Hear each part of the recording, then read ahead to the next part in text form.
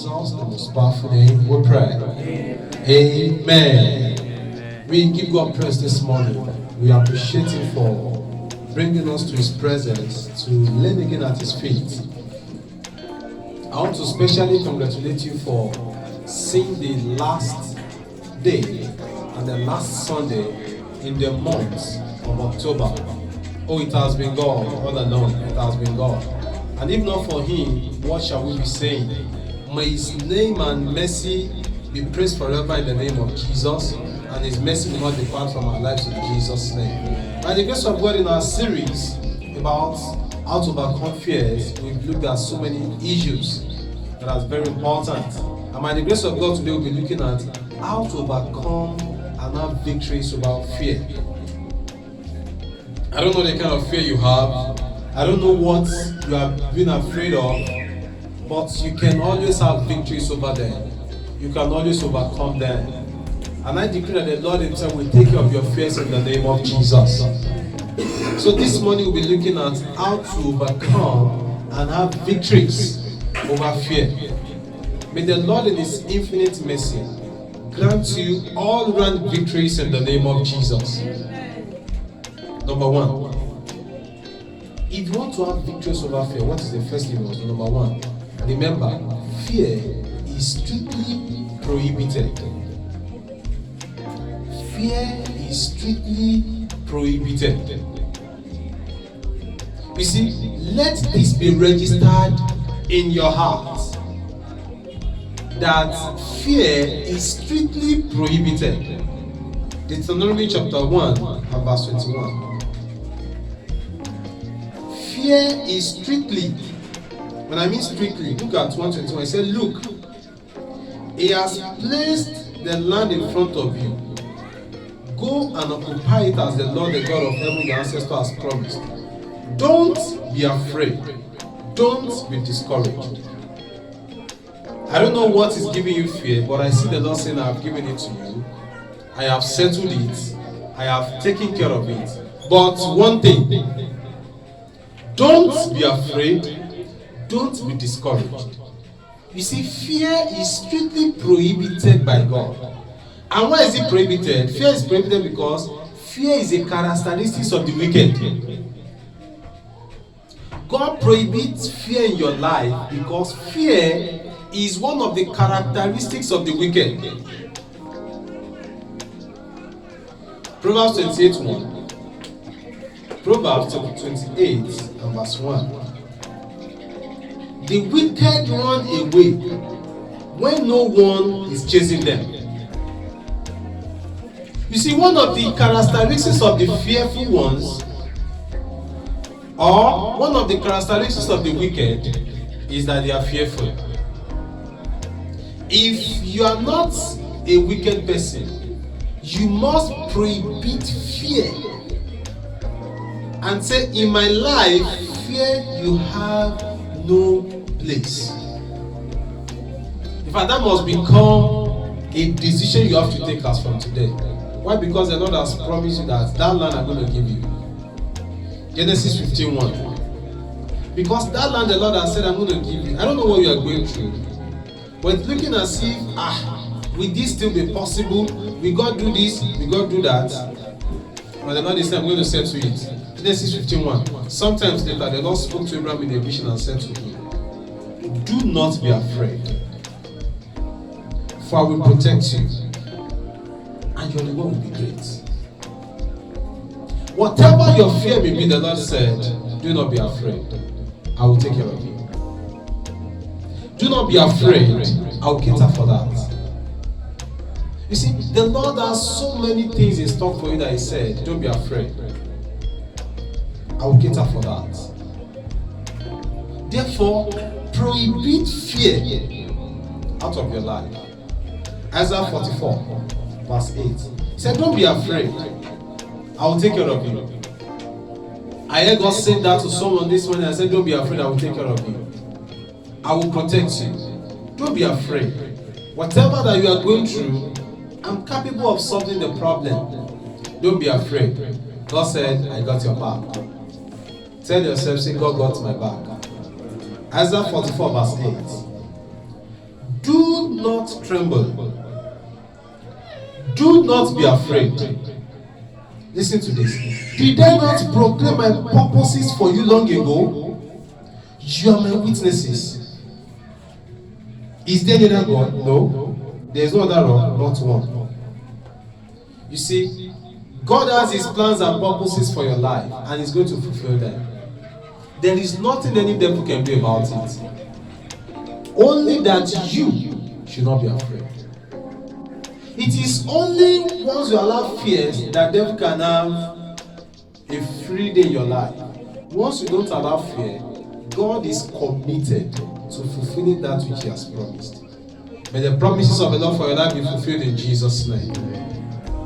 For other readings, you can read Psalm 91 verse 5 and 1 Peter chapter 3 verse 13 to 15. So remember, fear is strictly prohibited. When they said something is strictly prohibited, that is, it is something you should not allow for whatever reason. I've told you the dangers associated with fear. So you should not allow fear for whatever reason. Number 2, when you lock fear out, what's next to you? Number 2, enthrone Christ in your life. Do what? Enthrone Christ in your life. 1 Peter chapter 3 and verse 13 to 15. You see, this is the reason why you should enthrone Christ. If you are still the one in charge of your life, anytime devil knock on the door of your life, you be the one to say, devil, what do you want? There was the story of this person that accepted Jesus as his Lord and Savior, but he only said, Jesus, take charge of my spiritual life. So he gave Jesus a room. You know, he has partitioned his life into different compartments and departments. Just like many of us will say, my spiritual life, my career life, my academic life, my financial life, my marital life, my this life, my that life, and this life, and that life. So he said, Jesus, take charge of only this department of my life. And of course, you know, any department that you gave Jesus to take care of, he will take care of it excellently well. Have you noticed that we have some people that they can be so sound spiritually, yet fear can be tormenting them? Why? Because they have only given Jesus a certain department of their life. They said, Jesus, be in charge of my spiritual life. Now, anytime devil now knock on the door of his life, of course, devil always knock at the door of all our lives. He brings one issue or the other. It is this man himself that will go and open the door and say, devil, what do you want? Devil will flog him, beat him very well. When devil finish beating him simply means that devil will defeat him in some issues of his life. It could be financial disgrace, it could be marital wahala, it could be whatever emotional problem, this and that. He will not go back to God in the place of prayer because he's very, very spiritual. Jesus! You will go and meet Jesus in the room where he gave Jesus. Jesus, and you were looking at me and all of these things are happening. Why did I have you in my life in the first place? I accepted you so that you can take care of the devil for me. Then Jesus responded, friend, where you put me, does anything happen to it? Then nothing did not happen to it actually. Nothing happened to it. I can't do more than where you put me. I can only take care of the aspects you said I should look for and look after in your life. You have placed me here and that is where I am. Until when you hand over the key of your life to me and see what will happen. Say, Jesus, are you sure? Then he handed over the key of his life to Jesus. And the moment he does that, the next time devil came knocking. As soon as he knocked, Jesus is not even bothered to talk. Jesus just opened the door. Then devil flee. Oh, the girl was surprised. Said, devil, you did not wait again. Jesus said, wherever I am, devil cannot wait. Beloved, if you want to have victory over your fears, enthrone Jesus in your life. Don't just give Jesus a department or a compartment of your life. Give him everything to take care of. 1 Peter chapter 3, verse 13 to 15. Don't just give Jesus a compartment or a section or a certain part of your life. Let Jesus be on the throne. 1 Peter chapter 3 and verse 13 to 15. He said, now, who will want to harm you if you are eager to do good? Who? When Jesus is in charge? Oh, no way. But even if you suffer for doing what is right, God will reward you for it. So don't worry or be afraid of their threats. Don't worry or be afraid of their threats. Who is that person? Why? He said, instead, you must worship Christ as your Lord, as the Lord of your life. And if someone asks about your hope as a believer, always be ready to explain it. Don't be afraid of their threats. Once you enthrone Jesus on the throne of your life, you don't have to be afraid of any threat. There is nobody that can threaten you again, not even the devil. With Christ, you have nothing to fear. Nothing, absolutely nothing. Because he's the living one. So, you don't have to fear death. He has died and is alive forevermore. So, you don't even have to be afraid of life after death. Nothing.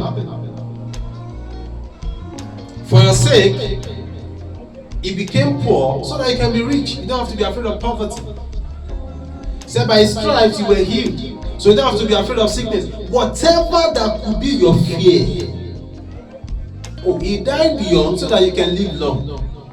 Whatever that could be your fear, Jesus has catered for it. So you don't have to be afraid once you can enthrone Christ on the throne of your life. And the key of death is in his hand. Revelation 1:17 and 18. He has the key. So whatever that he locked remains locked. Whatever that he opens remains open.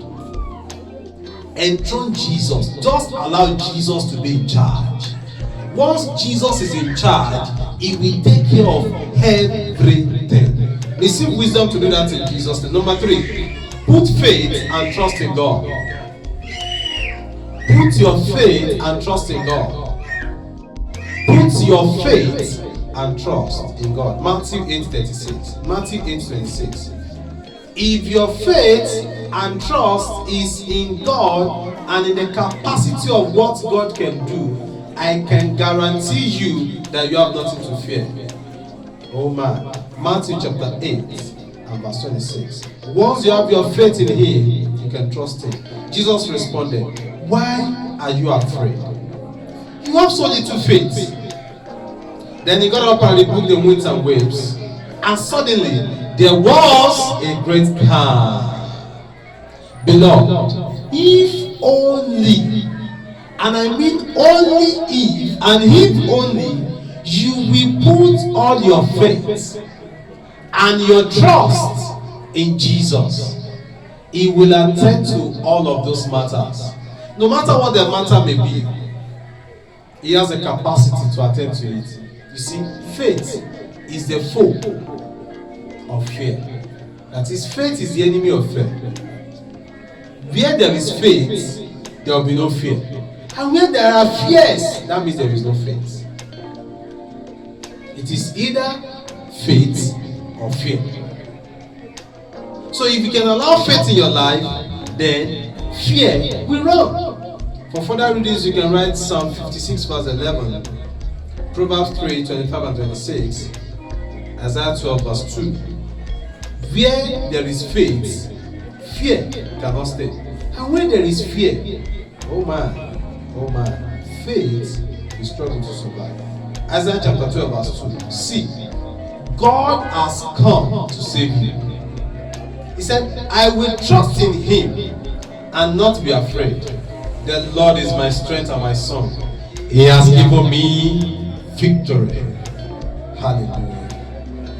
If only you will put your faith and trust in him, he will give you victory.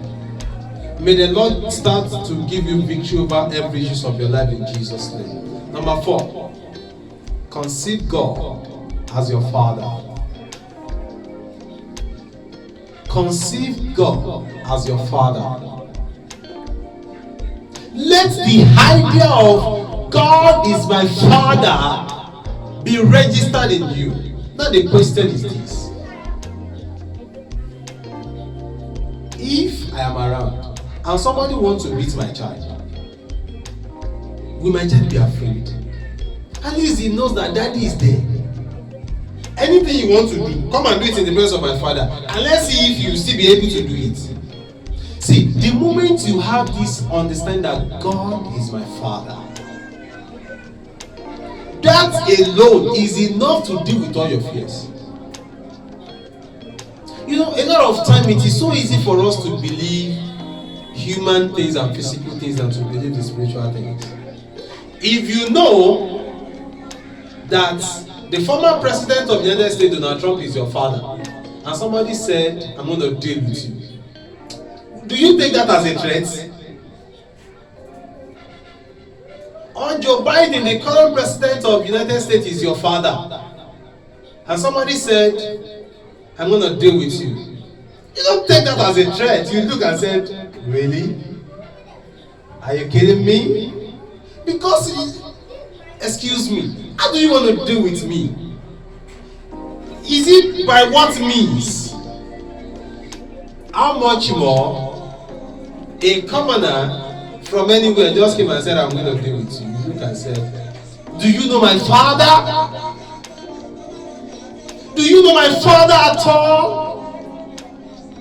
Oh man, I wish you can just have this understanding that whenever anything comes to threaten you, you tell that and say, do you know my Father? God is my Father. You see, the moment that comes to you, you get relieved. Your fears will be taken care of. Be it psychological, be it emotional, even if they're in debt. The moment you remember that God is my Father, and He holds the cattle on 1,000 hills, that means in all of those hills, all the cattle that are there belongs to my God. And gold and silver are His. That alone settles everything. Matthew chapter 6 verse 9. Matthew chapter 6 and verse 9. He said, pray like this: Our Father in heaven. Begin to personalize. See, the Lord's Prayer has become so casual that we just say it, our Father in heaven. No! Let it become my Father. These are the issues of my life. Attend to them. Relate with God as a father, not like a thing, that thing up there, that anytime I do what is wrong, you want to knock him on my head. Relate with this God as a father. Who is my Father? He will never allow anything to harm me or to injure me. He will always do everything in my best interest. He cares for me, is concerned about me. He's my Father. You see, the moment this is registered in you, all your fears will be taken care of. The same Matthew chapter 7, from verse 7 to 12. Whatever you need, present them in the place of prayer. Keep asking. He will do it. You can't be disappointed. Romans chapter 8 and verse 15. You see, let this sense be in you that God is my Father. So, you have not received a spirit that makes you fearful slaves. Instead, you receive God's Spirit when He adopted you as His own children. Now you can call Him Abba, Father. God has adopted you. He's your Father. So whatever thing I want to threaten your life, report that into God. And you will see that God will quickly and speedily attend to it. May you begin to experience the mighty hand of God in the name of Jesus. Number 5. Never lose sight of the fact that we're in the presence of God and His help is near. Never lose the sight that every day of your life you're in God's presence and His help is there. Psalm 46, verse 1 and 2. As the dead panted for The water, so my soul longeth after thee. He said, as the deer longs for streams of water, so I long for you, God. I thirst for God, the living God. When can I go and stand before Him? Now you see, then the psalmist does not have the same grace and the same understanding and revelation that we have. Then he doesn't have the privilege of being in God's presence all of the time. In fact, he needed the priest to appeal to God on his behalf. But now, you are seated in the heavenly places where Christ is. So you are always in God's presence, and God is always in your presence. God is always with you, is always near you. Is ever ready to attend to all of the issues of your life. Don't allow fears to push you out of God's will. Imagine, Jesus was in the boat, yet the disciples were losing their properties to the waves, to the storms. The same way so many of us, we are losing so many things to challenges of life. Yet, Jesus was in the boat. A lot of time. God is so near. But because of what we are going through, it looks as if God is too far. Beloved, will you begin to consider that idea and not lose the sight of the fact that God is near you? In fact, He's very much beside you right now. Have you forgotten He said, when you pass through fire, when you are passing through the storms, when you go through the water, it's a matter of any time. It's a matter of any time. He's ever there with you. Somebody was querying God. He said, God, when things were fine, I was seeing 4 feet, myself and yours. We were always working together. When things were smooth, I was always seeing you by my side. We were working together. I was enjoying the company. I was enjoying your companionship. I was enjoying you so much. But Jesus, what happened? When things went bad, I didn't see you anymore. I was only seeing 2 feet, mine alone. Walking alone. Those periods of time. You know what Jesus said? He said, son, it was not like that. When things were fine, when the road was smooth, I didn't need to carry you. You only need to enjoy fellowship and companionship. But when the road got bad, and I know that you can no longer walk there, I carried you on my shoulder.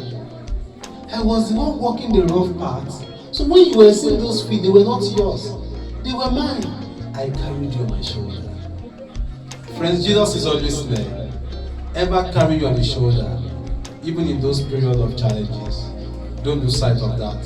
For further readings, you can write Genesis 26:24, Isaiah 35 verse 4, Joshua 1:9, Joshua 1:19, and Isaiah 41:10. So many wonderful things there. Courage is the very opposite of fear, beloved. When you have courage, you can deal with your fears. All the physical fears, whatever. You fear of exam, you want to go for an interview, you see people have this courage in you. They are human, they are human. Even if it is the fear of failure, the fact that you appear, whatever they ask you, give them the answer that you know. The last thing anybody can say is a no. It doesn't pass that. Don't let anybody talk you down or look down on you. Don't let anybody belittle you for whatever reason. Have the courage, believe in yourself. Believe in yourself. When you have the consciousness of God's presence, every form of fear can be eradicated. May the Lord give you grace to eradicate all your fears in Jesus' name. Number 6, work at the job of living a day at a time. Work at the job of living a day at a time. And what do I mean by that? A is work on yourself daily. Work on yourself daily. Are you afraid your marriage will crash? Work on yourself. Work on your marriage. Are you afraid your businesses may collapse? Work on yourself. Work on your businesses. Whatever thing you are afraid of, work on yourself daily. Work on it. Work on yourself. Number 2, under that is do not allow worries of tomorrow. What do you have to do today? Where do you have to improve on yourself?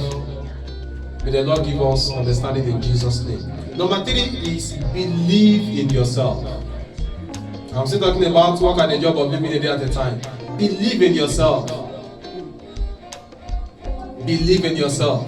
You see, no matter what is happening to you, still believe in yourself. The only person that can believe in you is yourself. Such that when no other person is believing in yourself, you can believe yourself. Believe in yourself. Then number 4, start little. Whatever thing you want to do in life, learn how to start from somewhere. You see, the most difficult step in life is usually the first step. In fact, in automobile, we learned that the fuel that you need to start your car, the moment you want to on the ignition, the amount of fuel that rush first is quite more plenty than the one that you need to keep the car running. And the same way, by the time you want to balance on the streets or on the road, you need more struggles to keep adjusting. But the moment your car is on the road, in fact, you can use one hand like this to drive. When the car is parked, the steering looks hard. But when you're on high speed, it's so light that you do like this, it can enter bush. Learn to start anyhow. Learn to start from somewhere. Once you are ready to work on yourself, once you are ready to believe in yourself, your vision will be accomplished. Nothing can stop it. But you must learn to start from somewhere. You must learn to believe yourself. You must learn to work on yourself daily. And lastly, under that is that learn from those that have gone ahead of you. You see, whatever thing you want to do today, so many people have done it before. And how do you learn? Sometimes you read, sometimes you listen to counsel, you see godly counsels, sometimes you read about it, a lot you can do about it. But make sure you are learning wherever you need to learn. Receive wisdom to do all of those things in Jesus' name. Because if you don't do them, it will look as if my life is not making progress. I don't even understand. I've been doing this, I've been doing that. And I'm not even afraid of failure. And this and that. Matthew chapter 6 verse 34. Matthew 6:34. So, don't worry about tomorrow. For tomorrow will bring its own worries. Today's trouble is enough for today. Today, face today and leave tomorrow for itself. Philippians chapter 3 and verse 13 to 14. Philippians 3, 13 to 14. He said, Dear brothers and sisters, I have not achieved it. But I focus on one thing, forgetting the past and looking forward to what lies ahead. I press on to reach the end of the race. Beloved, I'm not there yet. But one thing I do is I forget the past. I live the present, hoping for a better tomorrow. Receive wisdom in this also in Jesus' name. Number 7 thing to do if you want to overcome your fears is fill your heart with love. Oh man, fill your heart with love. 1 John chapter 4 verse 18. Fill your heart with love. He said, such love has no fear. Why? Because perfect love expels all fear. Friends, some of us, we live in fears because we lack love. My Bible, your Bible, our Bible says, perfect love expels all fear.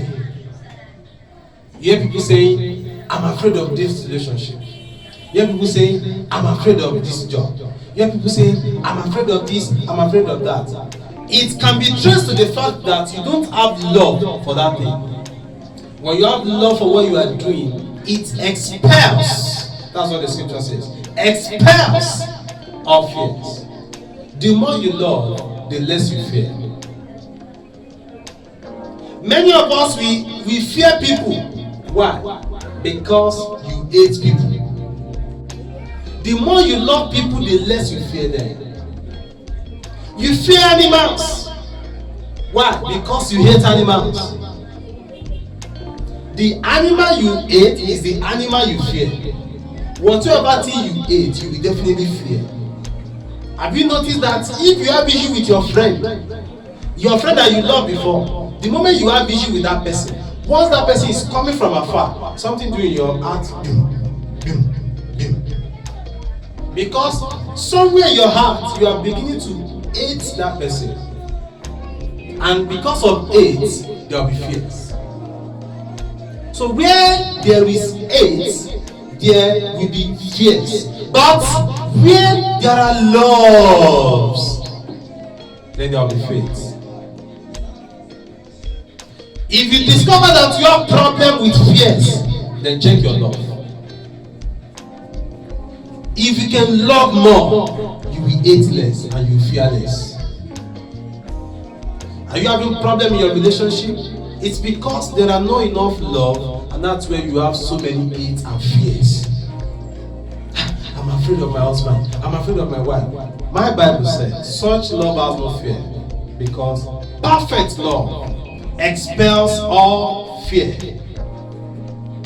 If we are afraid, it is for fear of punishment. Friends, if I'm to talk about this alone, we won't live here today. Why? A lot of fears we have around us are because of the kind of hatred we have. You have fears for your country because you hate your country. When you see those that love their countries, they don't fear their country. You have fears for your neighbors because you hate your neighbors. You have plenty enemies because you hate plenty people. The more you love, the less you fear. If you can fill up your heart with love, there will be no place for fear. If you love your job, you will not have fears for your job. Maybe you'll be sad. Oh no, you won't. Even if, for the fact that you love that job, will make you to go ahead and do something better about the job. Whatever thing you love, you don't fear. But whatever thing you fear, you can't love. Receive wisdom to understand this in Jesus' name. Number 8. If you have done all we have said and you are still having problem with fear, then pray. Pray. Pray. Pray. Pray. You have done all you could, yet it seems as if your fear is still persisting. Whatever that fear could be, you have done all we have said in the above, and it seems as if this fear is still not going on. Then you need to pray. Psalm 3 verse 4. He said, I cried out to the Lord, and he answered me from his holy mountain. Verse 6. I am not afraid of 10,000 enemies who surround me on every side. Why? Because I have prayed. I have told you, fear can be a spirit. It can become a demon. It can be anything. What do? You pray about it. Pray about your fears. Whatever that makes you to be afraid, turn it into prayers. Turn it into prayers. Pray about it. Matthew 14:30. I love that also. Matthew 14:30. Matthew chapter 14 and verse 30. Whatever that makes you to be afraid, look at what Peter did. But when he saw the strong wind and the waves, he was terrified and began to sink. Things are already happening and fear is already here. What do? Save me, Lord, he shouted. He prayed, Master, save me. Will you also cry and say, Master, save me. Master, save me. You need to pray about it. Then number 9. If you have prayed, the next thing you can do to overcome your fear is live a life of thanksgiving. Live a life of thanksgiving. 1 Thessalonians 5:18. Live a life of thanksgiving. Many of us, we have so many fears because we don't learn how to give thanks. The moment you learn how to give thanks, your fears will disappear. He said, be thankful in all circumstances, for this is God's will for you who belongs to Christ Jesus. You can also write Ephesians 5:20. He said, be thankful in all circumstances. Philippians 4:6. In all circumstances, give thanks. The moment you thank God for that situation, your fear will disappear. The moment you learn to thank God for that situation, even though the devil brought it, you say, Father, thank you for this also. At that point, the devil successfully lost the battle. Live a level of thanksgiving. And finally, number 10, having done all of the above, if for whatever reason there is still fear in your life, then this last thing you must do. Rid yourselves of sin. Rid yourself of sin. Beloved, if you notice that you have done every other thing, yet there is still certain fear in your life, I can boldly tell you that there must have been an hidden sin that you are yet to deal with. One of the things you know when there are fears in your life is check sin. Look at Genesis chapter 3. Genesis chapter 3 verse 6 and 10. One of the things to note whenever you notice fears is sin. Genesis 3 verse 6. The woman was convinced. She saw that the tree was beautiful and good and delicious. She wanted it. She took some of the fruit, ate it, whatever. Verse 10. He replied, I heard you walking in the garden, so I hid. Why? I was afraid because I was naked. If you have done all of the above, yet you still notice fear in your life, then go and check it. There must have been a certain sin somewhere that has not been dealt with. And not until when that sin is dealt with, that fear will not be. You know why? God has given all of us a final, total, forever police, and that's our conscience. Once you do what is wrong, it keeps pricking you. So if there is a sin you have not confessed or you are still hiding, I can guarantee you that you will always have fears. Not until when you deal with that sin in your life. I don't know if you have such a secret sin you have been dealing with in your life.